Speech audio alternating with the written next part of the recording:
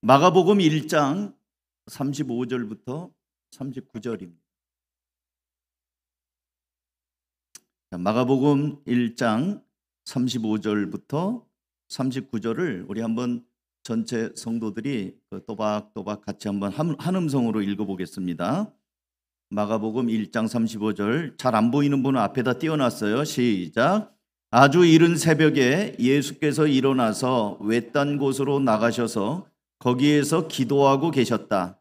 그때 시몬과 그의 일행이 예수를 찾아 나섰다. 그들은 예수를 만나자 모두 선생님을 찾고 있습니다 하고 말하였다. 예수께서 그들에게 말씀하셨다. 가까운 고을로 가자. 거기에서도 내가 말씀을 선포해야 하겠다. 나는 이 일을 하러 왔다. 예수께서 온 갈릴리와 여러 회당을 두루 찾아가셔서 말씀을 전하시고 귀신들을 쫓아내셨다. 아멘. 이미 여러분이 아시는 것처럼 마태, 마가, 누가, 요한, 복음, 이 사복음이라고 그러죠. 사복음서는 예수님의 3년간의 공적인 생애를 기록하고 있습니다. 그러니까 굉장히 긴 것 같지만 그게 3년짜리예요. 3년. 예수님의 3년 동안에 어떤 활동을 하셨는지를, 물론 마태복음 초기에는 뭐 동방박사가 없고 예수님 태어난 얘기가 있지만 주로 예수님이 마태복음 4장에 시험 받은 것과 회개하라 천국이 가까웠느니라 하면서 공생애가 이제 3년 동안 진행이 되면서 십자가에 못 박혀 죽으시고 부활하는 장면까지가 그 3년간의 기록이에요. 근데 내용을 보시면 굉장히 방대하죠. 굉장히 방대하고, 이야, 이 3년 동안 어떻게 이 많은 일을 하셨을까? 예수님이 눈코 뜰 새 없이 바쁜 시간들을 보내셨습니다. 그래서 예수님이 주무셨을까? 예수님이 식사는 제대로 하셨을까? 예수님이 좀 편안하게 쉬는 장면이 이 사복음서에는 별로 없어요. 물론 그렇다고 해서 예수님이 안 주무신 건 아니에요. 또 뭔가를 안 잡순 건 아닙니다. 누가복음 21장에 보면 낮에는 성전에서 가르치시고 밤에는 감람원이라는 산으로 물러가셔서 쉬셨다고 되어 있어요. 마가복음 4장에는 배가 그냥 출렁출렁 풍랑이 있는데 피곤하신 예수님이 배에 고무를 베고 주무셨다. 그러니까 제자들이 예수님 우리 죽게 됐는데 주무식입니까? 우리를 안 돌아보면 막 예수님 깨우잖아요. 그래서 예수님이 피곤하셔서 배에서 한쪽에서 주무셨던 장면이 있어요. 요한복음 4장에는 수가성 우물가에 피곤하셔서 앉으셨고 제자들은 마을로 뭔가 먹을 것을 사러 갔고 물 길러 온 여인하고 대화하는 장면이 있습니다. 그리고 예수님이 이른 아침에 성으로 돌아올 때 배가 고파서 무화과 나무에 뭐 좀 열렸나 하고 들여다본 장면도 있어요. 그러니까 배도 고프시고 피곤하기도 하고 주무시기도 하고 이런 장면이 짬짬이 있기는 해요. 근데 그런 것과 별도로 오늘 본문에 보면 그렇게 바쁘셨던 예수님이 날이 밝기 전에 일어나셔서 외딴 곳으로 가서 거기서 기도합니다. 35절입니다. 다시 한번 읽습니다. 시작. 아주 이른 새벽에 예수께서 일어나서 외딴 곳으로 나가셔서 거기에서 기도하고 계셨다. 여러분 주보에 보면 오늘 설교 제목이 있습니다. 설교 제목 같이 한번 읽어볼까요? 시작. 하나님과 함께하는 새벽을 회복하라. 이제 내일부터 세겹줄 새벽 기도잖아요.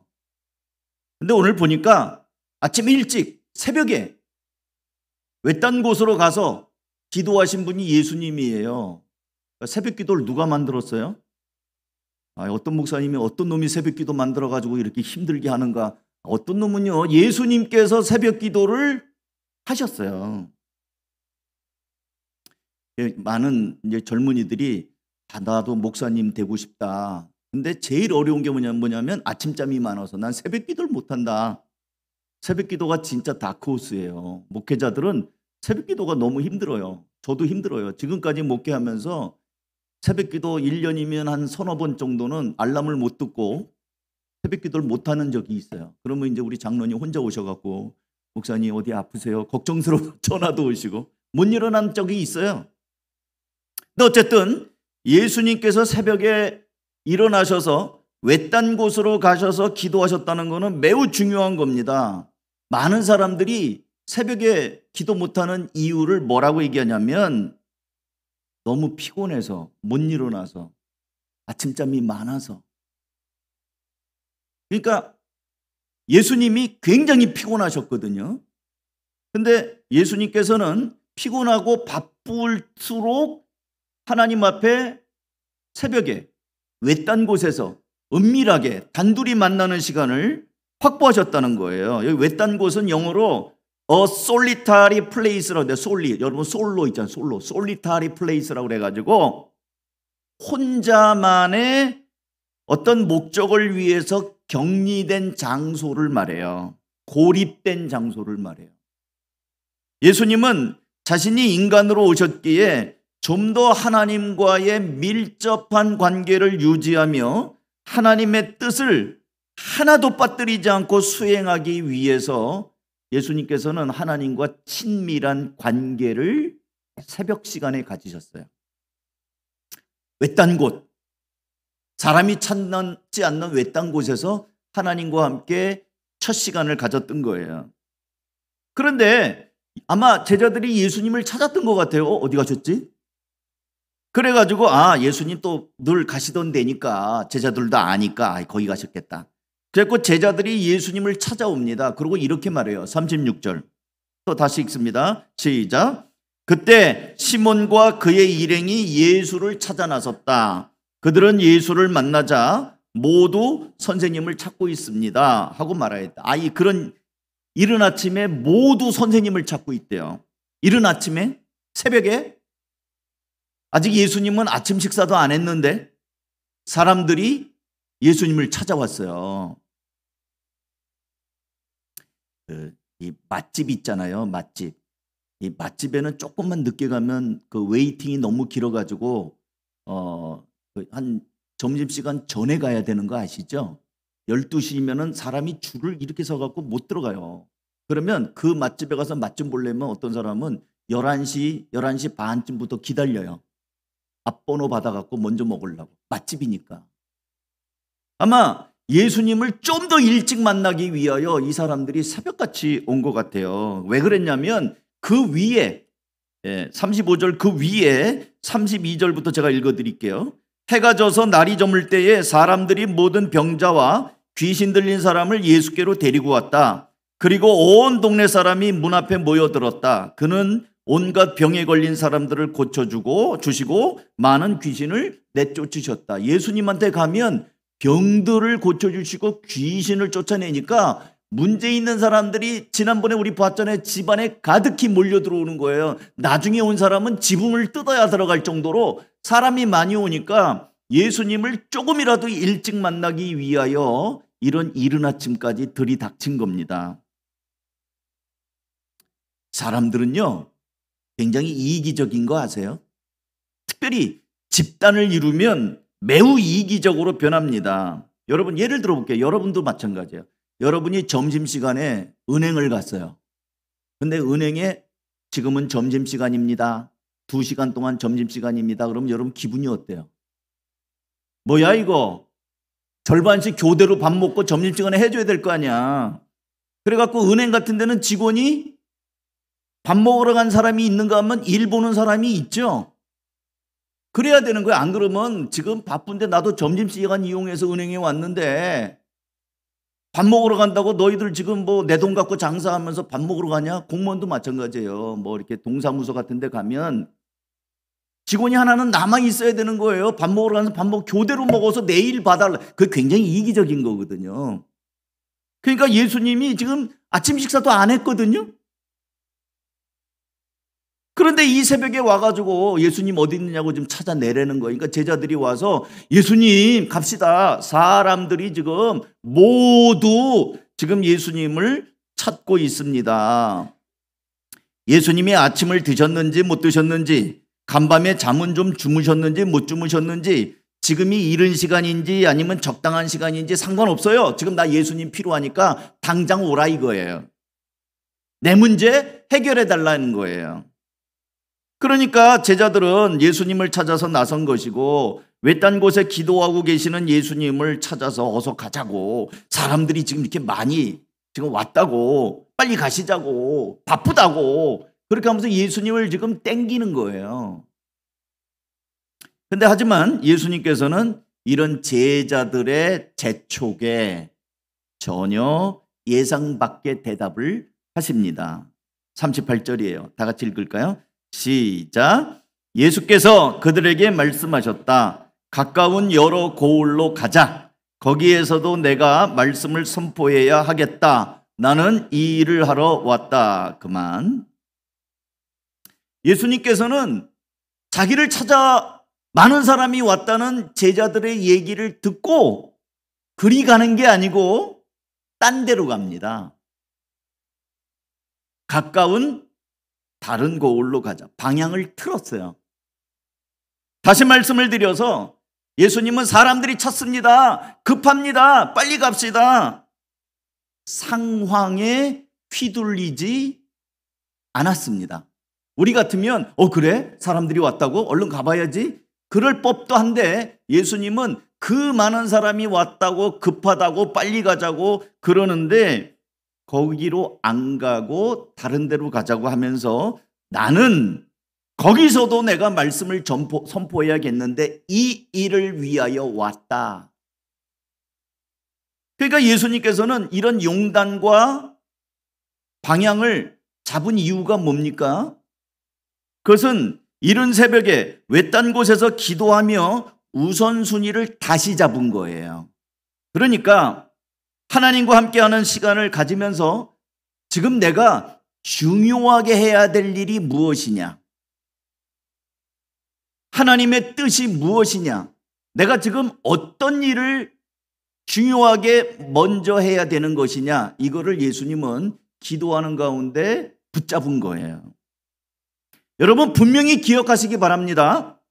바쁘고 급한 일이 언제나 중요한 일은 아니에요. 우리는 바쁘다 아이고 바쁘다 그러는데 바쁜 일이 꼭 중요한 일은 아닙니다. 물론 바쁘고 중요한 일이 있을 수 있죠. 그런데 대부분 우리를 정신없이 바쁘게 돌아치게 하는 일들이 정말 그건 내가 해야 되나? 다른 사람이 하면 안 되나? 중요하지 않은 일일 수도 있어요. 바쁜 일과 중요한 일은 달라요.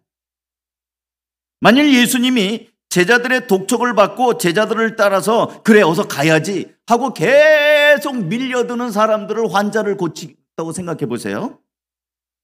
예수님은 공생의 내내 그 집을, 그 울타리를 벗어날 수가 없었을 겁니다. 왜냐하면 아픈 사람은 늘 있고 예수님을 찾는 사람은 늘 있어요. 그러면 예수님은 내내 그 동네에서 3년째, 5년째, 10년째 그렇게 그러고 있었을 거예요. 근데 예수님이 환자를 고쳐주시긴 했지만 예수님이 이 땅에 오신 이유가 병 고치러 오셨나요? 하나님의 아들 예수가 이 땅에 와서 사람들의 병 고치는 일을 하기 위해서 오셨어요. 그건 의원 차리지, 병원 차리지.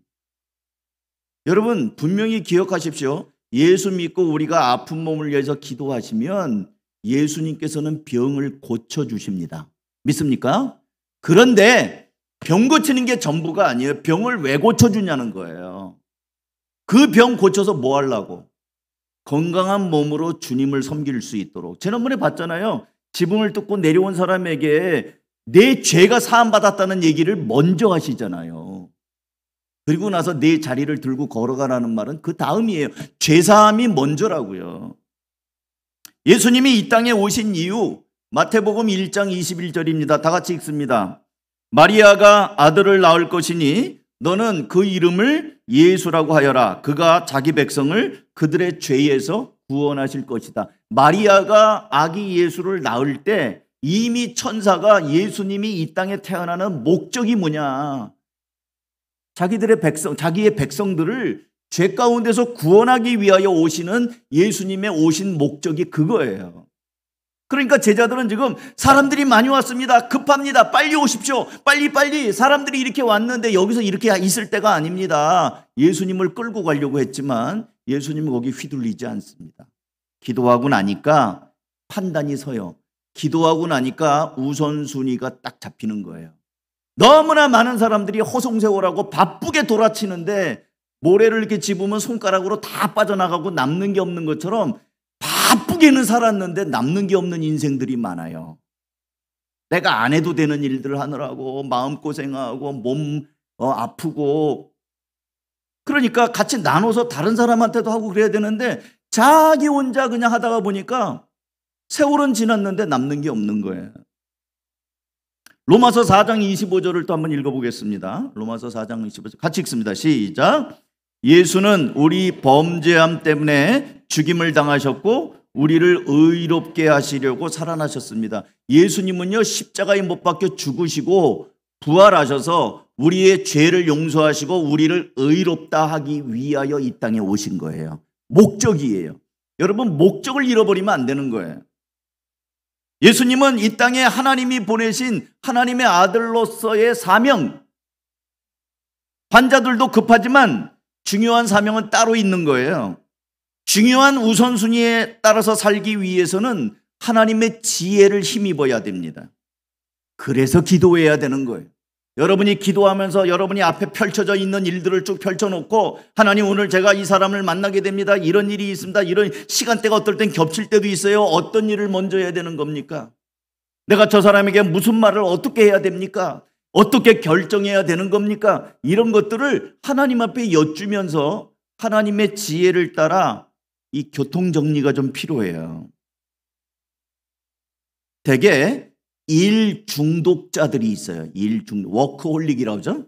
일 중독자들의 특징을 보면 자신의 형편과 삶을 돌아보지 않고 가족도 돌아보지 않고 날마다 벌어지는 일 속에 빠져서 사는 거예요. 이런 사람은 거절을 못해요. 회사에서는 좋은 사람이에요. 아우, 저 사람은 거절하는 법이 없어. 내 일도 거들어주고 저 사람 일도 거들어주고 만능이야. 그러니까 그런 인정을 받으니까 회사에서 인정받는 게 좋아요. 그러니까 집엔 안 가. 퇴근도 안 해. 그러니까 애들은 아빠 얼굴을 못 보는 거예요. 회사에서는 인정을 받는데 가정에서는 빵점이에요. 되게 우리 한국 중년 남성들이 그러는 경우들이 많아요. 꼭두 새벽부터 밤늦은 시간까지 현장에서 일하는데, 저는 아침 6시 반에 출근하고 밤 11시에 퇴근하는 분들도 봤어요. 제 친구들이 그래요. 제 고등학교 예수 믿기는 하지만 곧 일반 목회자가 아닌 친구들이 일찍 취직을 해가지고 삼성에도 있고 LG에도 있어요. 지금은 다 은퇴했어요. 골병 들어서 은퇴했어요. 아침부터 저녁까지 회사하고 결혼했어요. 회사하고. 그래서 꼭두 새벽에 출근해갖고 밤 늦게까지 있는데 애들은 어떻게 낳는지 저절로 컸어요. 돈을 많이 벌어다 주면 뭐 하겠어요. 애들이 아빠 얼굴을 모르는데, 아빠하고 인격적인 교감이 없는데. 회사에 나가면 자기가 할 일이 있어요. 인정도 받아요. 근데 집에 있으면, 아내랑 있으면 딱히 할 말이 없어요. 자, 여러분, 부부가 나란히 앉은 분들을 그렇게 친한 척 한번 해보세요. 여보, 우리 대화를 할 얘기가 있어요? 얼굴 마주보면 뭔 얘기예요? 대개는 할 얘기 없다가 정상이에요. 5분 정도 얘기하면 할 말이 없다. 왜냐면 얘기를 안 해봤거든. 평상시에 부부간에 차 마시고 얘기하는 시간을 가진 적이 별로 없거든요. 왜? 남편은 아침부터 나가서 일해. 아내는 어떻게 또 자기도 뭐 일하든지 해. 마주 앉으면요 되게 어색해요. 빨리 좀 조금 앉았다 밥 먹고 빨리 나가야 돼. 이거 문제입니다. 저도 그래요. 저도 교회에 있는 게 더 편해요. 집에 있는 것보다. 그래갖고 교회에서 한 10시, 11시까지 있을 때가 있어요. 딱 가면 이제 제 아내는 의뢰 그러니 알고 이불 뒤집어 쓰고 자고 있어요. 그럼 슬그머니 누워요. 누우면은 이제 새벽에 또 저쪽에 앉아서 기도하고 나 이쪽에서 기도하고. 그런데 뭔가를 하지 않으면 뭔가 불안증이 있어요. 그래서 잠자리 머리맡에다가 또 휴대폰 놓고 있어요. 자기까지 휴대폰 보다가 머리맡에다 휴대폰 보고. 그러니까 여러분, 제가 질문을 합니다. 그렇게 열심히 일을 하면 끝날까요? 일은 끝나지 않고 언제나 있습니다. 자, 그러면 그럴 리 없겠지만 만약에 여러분이 오늘 세상을 떠난다고 가정해 봅시다. 세상 떠난다니까 어려운 분들이 죽는다고 가정해 봅시다 오늘. 자, 그럼 여러분의 회사 망할까요? 자, 망한다. 손 들어보세요. 나 없어도 잘 돌아간다. 손 안 든 사람 뭐예요? 목사님의 저희가 뭔지 모르겠다는 거예요? 정답은 이겁니다. 여러분이 오늘 죽어도요, 여러분의 회사 쌩쌩 잘 돌아갑니다. 그러니까 나 없이 안 된다는 생각을 버려야 돼요. 근데 여러분이 죽으면 가장 큰 충격은 여러분의 가정입니다. 여러분의 아내, 남편, 자녀들은 무너집니다. 저는 종종 산속 깊은 곳에 자리한 기도원에 가서 한 2박 3일 정도 기도하고 올 때가 있어요. 그러면 저 없으면 교회가 무너질까요? 잘 돌아갑니다. 어쩔 때 저 없어도 더 잘 돌아가요. 세상도 잘 돌아가요. 그러니까 나 없이 안 된다는 생각을 하는 것 자체가 착각이고 교만이에요. 빨리 나 없으면 안 된다는 생각을 지워야 됩니다. 그래야 우리는 일 중독을 벗어날 수가 있어요. 나 없으면 우리 회사 어떻게 돌아가나? 나 없으면 저것들이 어떻게 먹고 사나? 나 없으면 어떻게 하나? 잘 돌아간다니까요. 하나님이 하시는 거지. 착각을 버리셔야 됩니다. 내가 이 일에 내가 지금 뭐 제품 만지고 그거 없으면요. 딴 사람 이 없으면 잇몸으로 살아요. 딴 사람 처음엔 조금 불편해요. 조금만 불편할지 몰라도 잘 돌아갑니다. 그렇다고 한다면 이 어리석게 시간 속에서 그렇게 매달려 살 것이 아니라 하나님 앞에서 우선순위 무엇이 중요한 것인가? 급한 일과 중요한 일을 잘 분간을 하셔야 됩니다. 그래서 기도해야 된다는 거예요. 사랑하는 성도 여러분, 과거에는 바쁜 사람이 성공한 사람으로 인식될 때가 있었습니다. 근데 가만히 생각해 보세요. 꼭 이게 아니에요. 여러분 애들 책이라고 수준 낮은 책이라고 보지 마세요. 유치한 책이라고 하지 마세요. 동화책이 굉장히 교훈이 많습니다. 여러분 나무꾼 이야기하죠? 두 나무꾼. 한 사람은 그냥 열심히 일을 합니다. 쉬지도 않고 땀을 뻘뻘 흘리면서 나무를 찍어요. 근데 한 사람은 나무를 조금 하다가 또 쉬엄쉬엄하고 놀맨 일을 해요. 이게 동화책이에요. 어린이 동화책. 결국 이제 내려갈 때쯤 돼서 나무 보따리를 이제 지게에다 넣으려고 보니까 쉬지도 않고 땀 흘려가면서 그냥 나무에 했던 사람은 이만큼인데 놀맨 쉬면서 했던 사람은 나무가 그냥 산더미 같이 했어요. 그러니까 억울하잖아요. 여보게, 나는 쉬지도 않고 이렇게 하루 종일 나무를 했는데 자네가 어떻게 나보다 더 많이 했지? 이유가 뭐예요? 아는 얘기. 나는 쉬면서 도끼 날을 갈았어. 그러니까 쉬지 않고 계속 있고 도끼 날이 무뎌지니까 나무가 제대로 안 돼. 근데 이 사람은 1시간 할 때 한 50분 일하고 한 10분은 쉬면서 도끼를 쓱쓱 가는 거예요. 도끼 날이 예리하니까 나무가 쉽게 잘 비워지는 거죠.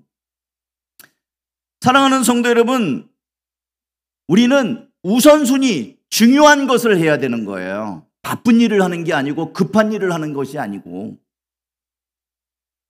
누가복음 12장 15절 한번 읽어볼까요? 다 같이 읽습니다. 시작. 너희는 조심하여 온갖 탐욕을 멀리하여라. 재산이 차고 넘치더라도 사람의 생명은 거기에 달려있지 않다. 재산과 사람의 생명을 비유하고 있어요. 어떤 것이 더 중요해요? 재산입니까? 생명입니까? 생명이죠. 그러니까 돈 버느라고 생명을 깎아먹는 바보 같은 짓은 하지 말라는 거예요. 돈을 열심히 버느라고 아침부터 저녁까지 했는데 돈 써보지도 못하고 골병 들어서 이제 돈 좀 모았는데 죽을 때가 된 거야.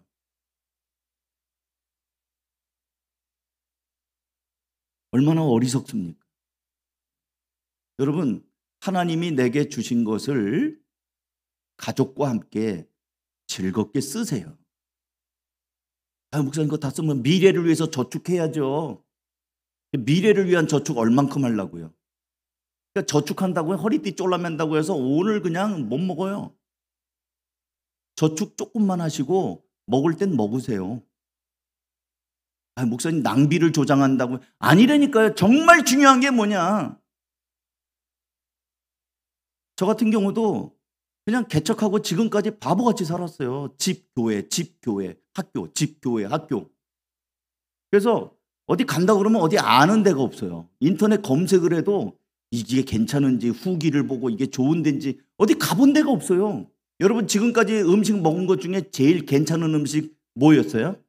한번 속으로 생각해 보세요. 난 지금까지 살아오면서 이야 정말 럭셔리하게 좀 잘 먹은 음식, 짜장면 짬뽕 말고 좀 뭔가 분위기 있게 럭셔리하게 좀 잘 먹은 음식은 뭡니까?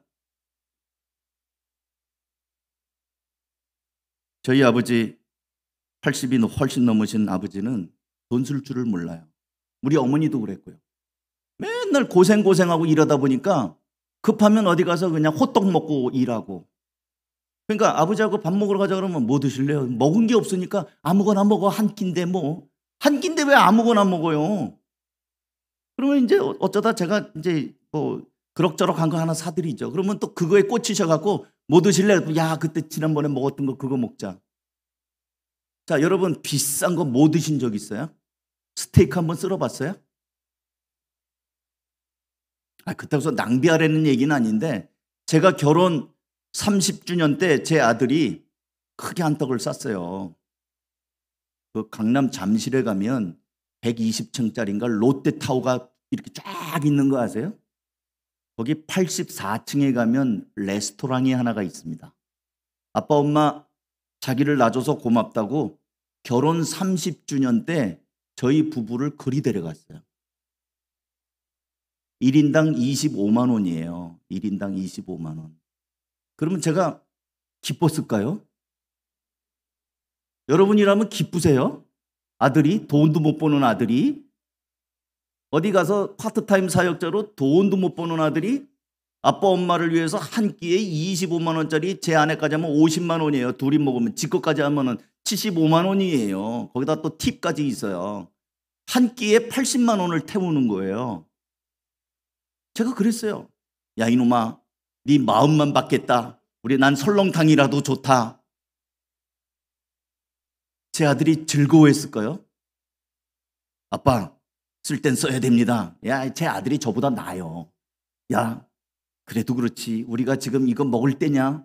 우리는 분수껏 살자. 아유 아빠 자꾸 왜 이래요?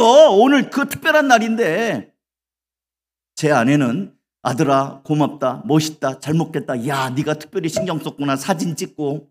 제 아내는 즐겼어요. 나는 내내 야 그래도 야 이거 좀 너무한데 우리 그냥 여기 말고 방향 바꿔서 그냥 그래 조금 비싼 거 한 2만 원짜리 먹고 나머지는 네 저기 해라. 아빠 왜 자꾸 사람 기분을 망치게 해요? 왜 자꾸 특별한 날인데. 근데 내가 먹었어요. 25만 원짜리. 맛있었을까요? 맛대가리 하나도 없어요. 비싸기만 하지. 무슨 달팽이에다가 뭐 꿀 발랐는지 뭐 이게 달팽이 요리랬는데 야 이런 걸 왜 먹냐 뭐 먹으면서도 제가 이 기쁘지 않게 얘기하니까 제 아내가 쿡 찌르는 거예요. 여보 오늘은 즐겁게 오늘은 즐기세요. 근데 못 즐겨. 사랑하는 성 지금은 제가 후회해요. 제가 그때 아들의 기분을 좀 맞춰줄 걸. 얘가 돈이 있어서가 아니라 30주년이잖아요. 결혼 30주년. 요즘에 얼마나 많이 이혼해요. 30년 동안 사는 게 쉬워요? 이런 때에 참 그 외동아들 키워갖고 부모에게 고마움을 표한다고 자기 딴에는 신경 써가지고 이벤트를 열어줬는데 즐겨야 되잖아요. 사랑하는 성도 여러분, 하나님께서도 여러분에게 중요한 것을 말씀을 한단 말이에요. 중요한 건 가족이에요. 일이 아니에요. 가족을 소중히 여기시기 바랍니다. 또 중요한 거는 하나님과의 관계입니다. 가장 중요한 건 하나님과의 관계예요. 그러니까 예수님이 바쁘잖아요. 병 고치느라고 바빠. 이런 일 하느라 바빠. 예수님은 일에 휘둘리지 않았어요. 그런 근거가 어디서 나오느냐? 기도에서 나와요. 기도하지 않으면요 하루 종일 정신없이 바쁘게 돌아가요. 여러분 아침에 출근하잖아요. 계속 바빠요. 아마 저녁 퇴근할 때까지 별 생각 없이 회사에 매몰되어서 살다가 퇴근할걸요. 사랑하는 성도 여러분, 우리는 먹고 살아야 한다는 이유로 너무 분주합니다. 그러나 그런다고 해서 일이 잘 풀리는 것도 아니에요. 나는 최선을 다하고 아침부터 밤늦은 시간까지 그야말로 어디 놀러 한번 가보지 않고 사치할 줄도 모르고 옷 한 벌, 신발 한 켤레 내 몸을 위해 사보지 않고 사는데 가족들이 몰라주는 것 같고 삶의 한쪽이 허전하고 무너져 내리는 것 같습니다. 그것은 하나님께서 복 주시는 인생으로 살지 않아서 그래요. 우선순위가 바로 되지 않아서 그렇습니다. 사랑하는 성도 여러분, 저는 이제 내일부터 한 주간 동안 우리 교회를 외딴 곳으로 만들어서 여러분과 함께 새벽을 깨우는 시간으로 가고자 합니다. 비록 한 주간의 짧은 기간이지만 우리는 내일부터 새벽 외딴 곳에서 개인적으로 찾아오시는 하나님을 만나게 될 것입니다. 내 앞에 늘 바쁘고 급한 것처럼 펼쳐진 일들을 놓고 하나님께 여쭈면서 우선순위를 단추를 처음부터 제대로 꿰는 작업을 하게 될 것입니다. 하나님께 여쭈며 인도하심을 구할 때 나를 나보다 더 사랑하시는 하나님께서 여러분에게 지혜를 주시고 매 순간마다 어떻게 살아야 될지, 어떤 결정을 해야 될지, 무엇에 우선을 둬야 될지 분명한 지혜를 주실 것입니다. 사랑하는 성도 여러분, 다시 한번 말씀드립니다. 하나님과 함께하는 새벽을 회복하십시오. 인간적인 조급함으로 기도보다 먼저 앞서가지 마십시오. 하나님보다 먼저 결정하고 하나님보다 먼저 저지르지 마십시오. 너무나 바쁘셨던 예수님께서는 한적한 곳을 확보하시기 위해 외딴 곳을 찾아서 이른 새벽에 일어나셨습니다. 그리고 아버지 하나님과 시간을 보내셨습니다. 그리고 하루를 어떻게 살아야 될 것인지, 제자들은 지금 사람들이 왔다 바쁘다 빨리 가자 다그쳐도 예수님은 자신의 목적을 알고 다른 마을로 가자, 나는 이것을 위해서 왔다, 중요한 목적을 분명히 하였습니다. 사람 따라 이리저리 되는 대로 살거나 흐트러지지 않으셨습니다. 사랑하는 성도 여러분, 바라기는 이번 열매 맺기 위한 세겹줄 특별 새벽 기도회를 통해서 여러분 각자가 하나님과 더욱 친밀한 만남의 시간을 갖고 하나님과 동행하며 하나님의 지혜를 힘입어 풍성한 열매를 맺는 복된 시간들이 되시기를 주님의 이름으로 축원합니다. 기도하겠습니다.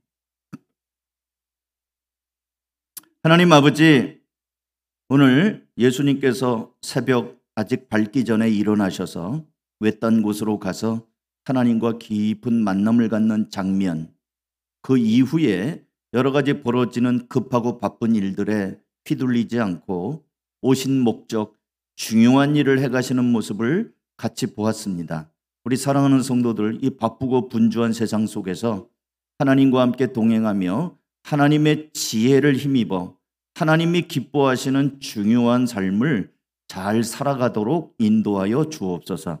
우리들의 기도의 제목들, 간절한 소원들을 아시는 주님, 이번에 세겹줄 새벽 기도를 통해서 하나님 앞에 펼쳐놓고 하나님이 만져주심을 경험하고 각 개인들에게 구체적으로 응답하심을 경험하는 복된 시간 되게 하여 주시옵소서.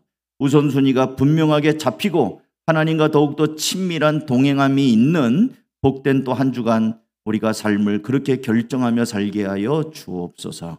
예수님의 이름으로 기도하옵나이다. 아멘.